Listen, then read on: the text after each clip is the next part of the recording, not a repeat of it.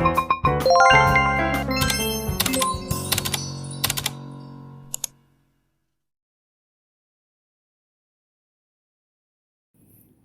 afternoon mga kumors.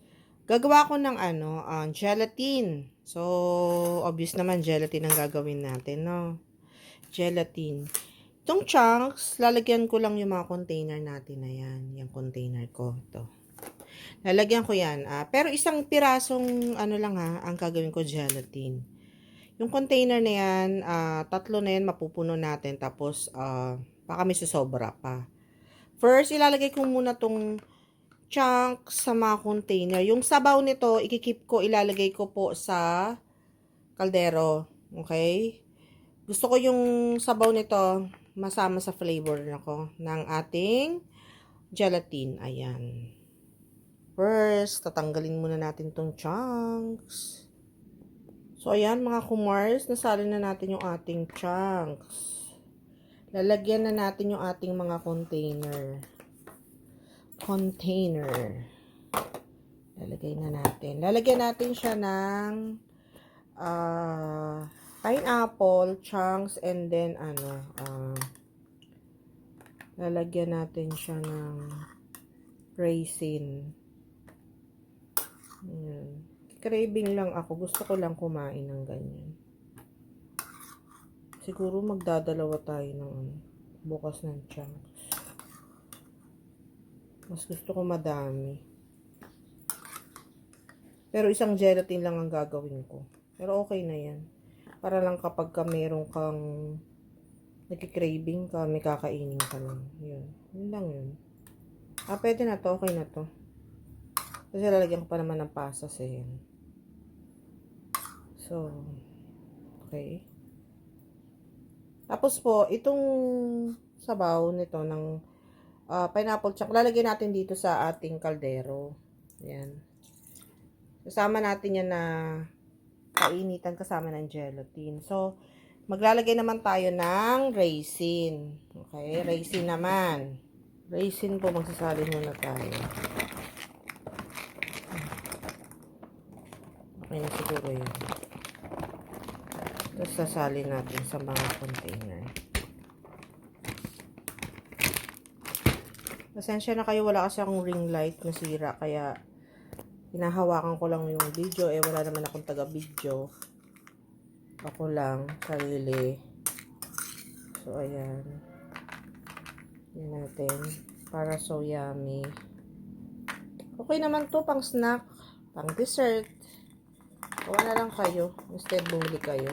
Pero kung tinatamad kayo or walang available sa inyong kusina, pwede na bilhin. So, ayan. And, second, bubuksan na natin yung ating, sukatin natin ha, yung ating gatas at saka yung ating all-purpose cream. Ang sukat ko dito dati is 2 cups. Ito, isa, pero may sobrang konti. Dapat, i-measure nyo, 6 cups po ang dapat. So, idadagdag nyo water.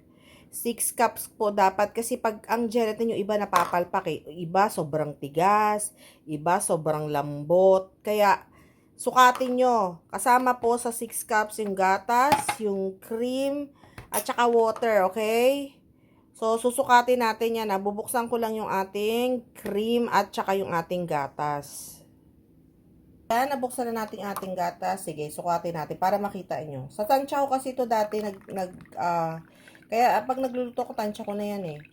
Hindi ko na mini-measure ngayon dahil alam ko na. So, ito kasi, 2 cups po ang ng isang lata. Ayan. O, di sukat. Kasama na sa 6 cups yan ha. O, sobra-sobra. So, 1. Huwag nyo na isama yung kaninang add nyo ng pineapple chunks. Okay lang, kakaunti lang yun eh. Sobrang apaw yung nilagay ko. Pero 2 cups to. Sa sukat ko kasi eh. Oh, so sobrang apaw nung isa. So talagang 2 cups ang isang lata, no? 2 cups. Ayan. 2 cups.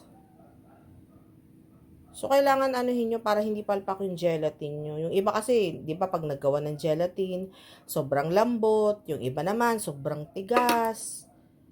Yan. Para iwas palpak tayo. Yan, okay? Sukatin naman natin yung ating, ating all-purpose cream. Para creamy. So, yummy. Nabuksan na natin yung ating all-purpose cream. Lagay na natin. Sukatin natin. So, ano siya? 3 na. 3.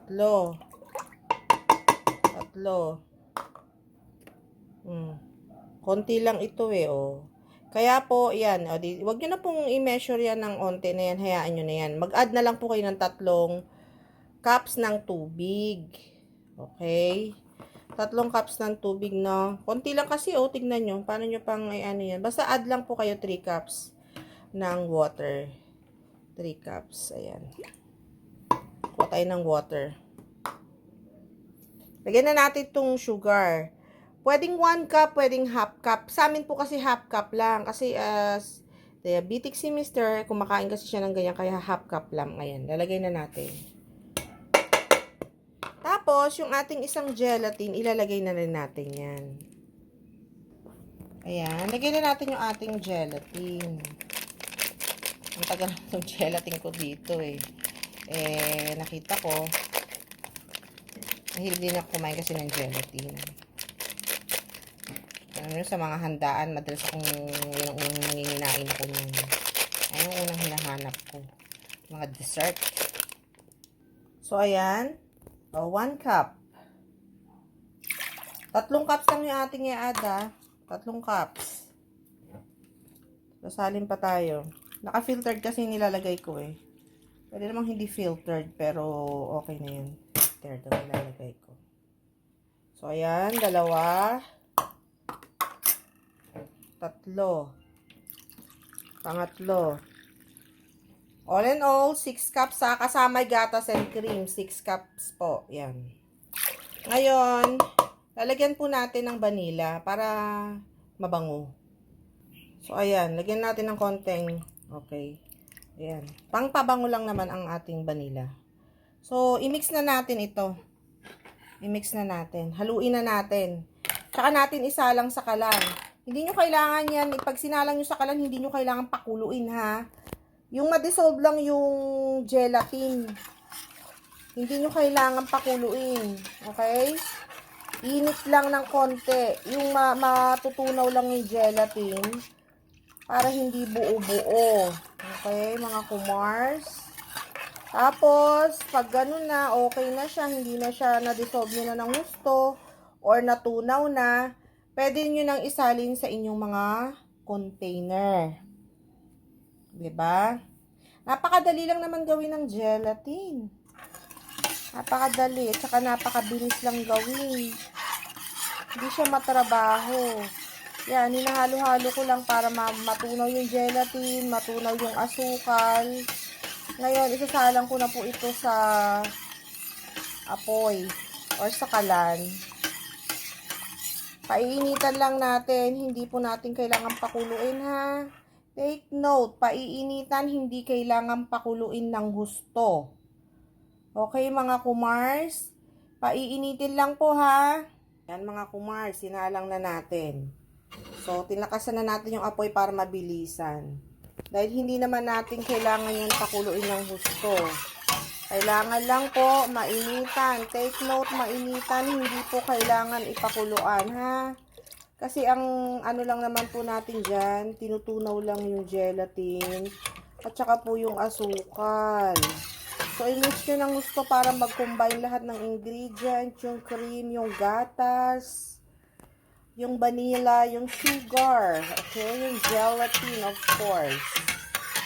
Ayan. Hindi po natin kailangan pakuluin ng gusto, no?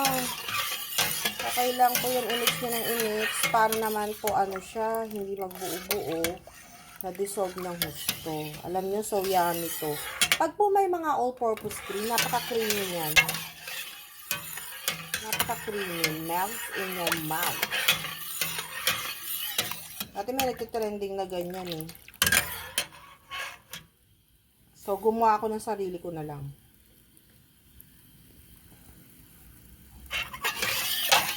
Ayan.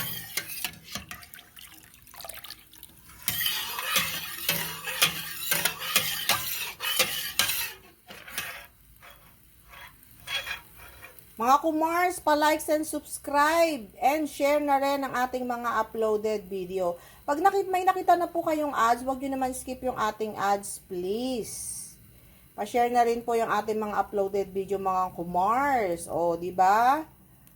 Huwag nyo nang skip yung ating ads, patapos din po yung ating mga video. O, di ba? Nakatulong pa kayo sa akin.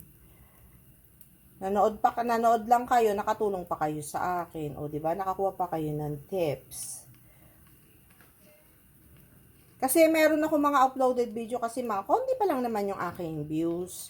Kaya lang yung mga nasa 100 plus na ngayon nilalagyan nila ng ads. So, malay nyo, someday, maging successful na YouTuber tayo. Hindi makatulong din naman ako sa iba. So, ayan. Para hindi magbuo-buo, haluin nyo.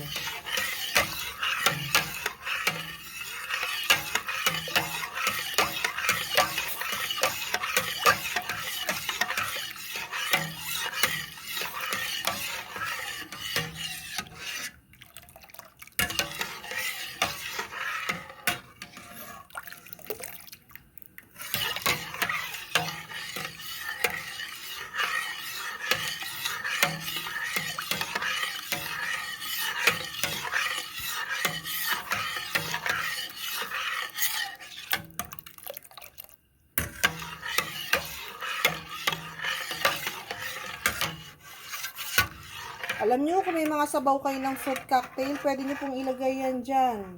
Kasi pang dagdag ng lasa. So, masarap. Wala na kasi ako eh. Pag po, yan, katulad yung mga chunks na ganyan, yung mga sa pineapple na tidbits, tinatabi ko po yan, kinikip ko pati sa mga fruit cocktail. Kasi nilalagay ko sa mga ganyan pang nagagawa ako ng mga, ano ito, gelatin.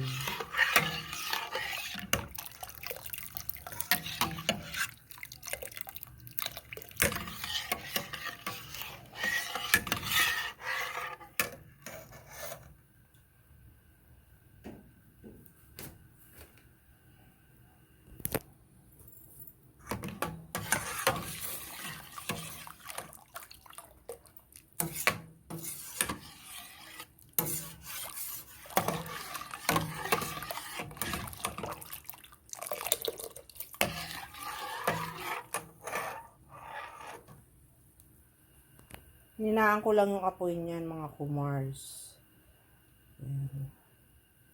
So, pwede na nating patayin, mga kumars, okay? Na-dissolve na yung ano eh, gelatin at saka yung asukal, yung gatas. Yan. Yung cream, pwede na nating isalin sa container. Palamigin ko lang ng konti. Dahil sobrang init pa.